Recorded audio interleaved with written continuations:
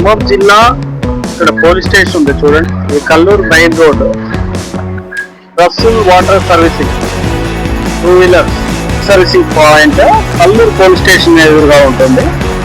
So Rasool మియా 20 సంవత్సరాలు పైబడి ఇదే వృత్తిని ప్రేమతో చేస్తున్నారు. ఇక్కడికి బండి వచ్చిందంటే పసి పిల్లల్ని ఎలా ఇది చేస్తారో అలా బండిని ఆయన ఎంతో ప్రేమతో ఎక్కువ బండ్లు ఉన్నాయి అనే అట్లా తొందరపాటు లేకుండానే ఏ బండి అయినా కేటాయించాల్సిన సమయం కేటాయించి ఆ బండ్లని ఆయన ఎంతో నీట్ గా చేస్తారు. సో ఇక్కడికి వచ్చిన కస్టమర్స్ అయితే మళ్ళీ ఎక్కడ గురు అని కూడా మనం వింటున్నాం. ఎందుకంటే సో ఆయన బండ్లను ఎలా ట్రీట్ చేస్తారు అనేది అర్థమవుతుంది. సో ఇటువంటి పనితీరు కలిగిన వ్యక్తుల్ని మన సమాజంలో గౌరవించాలి. రసూల్ గారు నమస్తే అండి. మీరు ఎన్ని సంవత్సరాల నుండి ఈ సర్వీసింగ్ వాటర్ సర్వీసింగ్ చేస్తున్నారు? 2002 నుండి మెకానిక్ చేశారు. ఎప్పుడు పని చేశారు? అది ఒక 7 సంవత్సరాలు చేసి పని చేసింది. ఓకే. తర్వాత వాటర్ సర్వీసింగ్ లోకి వచ్చేసింది. మ్యారేజ్ కూడా దాదాపు 20 సంవత్సరాలు దాటింది. ఓకే. 2010 అట్లా వచ్చారు వాటర్ సర్వీసింగ్. 15 సంవత్సరాలు పైబడి చేస్తున్నారు. 15 ఎక్కువైంది. 20 దాటింది కూడా. 20 అయింది. సో ఇప్పుడు కల్లూరులో అప్పుడు ఎన్ని వాటర్ సర్వీసింగ్ పాయింట్లు? అప్పుడు దాదాపు తక్కువ ఉంది. ఒక మొత్తం మీద ఒక 3 ఉంది. 3 ఉంటుంది. సో ఇప్పుడైతే ఎన్ని ఉన్నాయి? చాలా ఉన్నాయా? ఇప్పుడు దాదాపు ఉన్నాయి. బాగానే పెట్టిన వాళ్ళు పెడుతున్నారు, తీసేసిన వాళ్ళు తీసేస్తున్నారు. అంటే తీసేస్తున్నారా?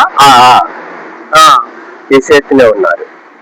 సో ఎందుకు అట్లా మరి పెట్టి ఎందుకు తీసేస్తున్నారు జనాలు? మరి మీరు 15 సంవత్సరాలు పైబడి 20 సంవత్సరాల నుండి మీరు నడుపుతున్నారు కదా.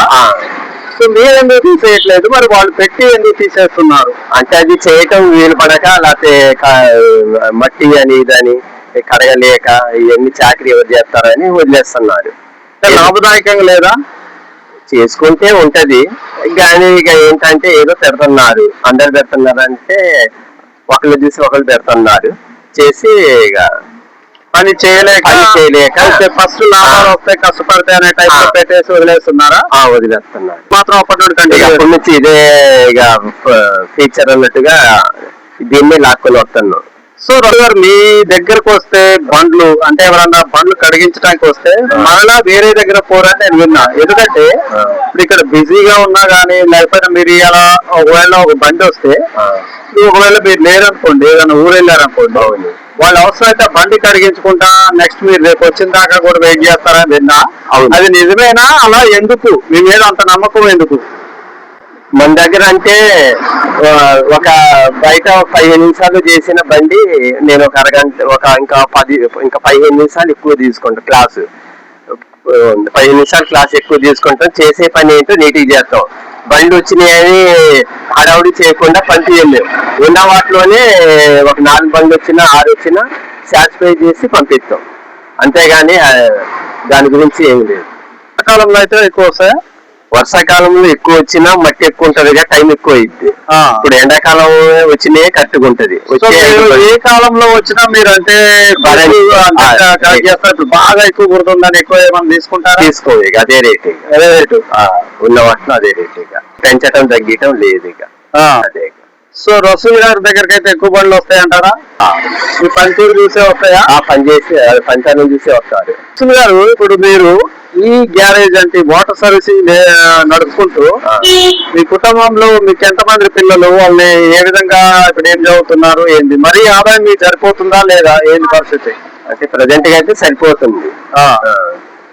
సో రోజుకి ఎంత సంపాదించగలరు సుమారుగా? వర్షాకాలంలో సంపాదిస్తారు సుమారుగా, అంటే రోజు అని కాదు, వచ్చే రోజు కాకపోయినా అట్లా మీ ఆదాయం సుమారుగా ఎంత ఉండొచ్చు? రోజుకి ఒక 400-500 అడిగిపోవచ్చు. హ్యాపీ అయినా ఒక 500 ఏం చదువుతున్నారు?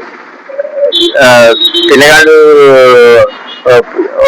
ఫస్ట్ ఇయర్ లో పాలిటెక్నికల్ చేస్తాడు. అమ్మాయి 9th క్లాసు అయిపోయింది. 9th క్లాస్ చదువుతాను. సో ఈ వాటర్ సర్వీసింగ్ పాయింట్ ద్వారా పిల్లలు చదివించారా? అయితే మీకు మంచి సంతృప్తిని ఇస్తుందా? మరి పర్లేదు పర్లేదంటారా?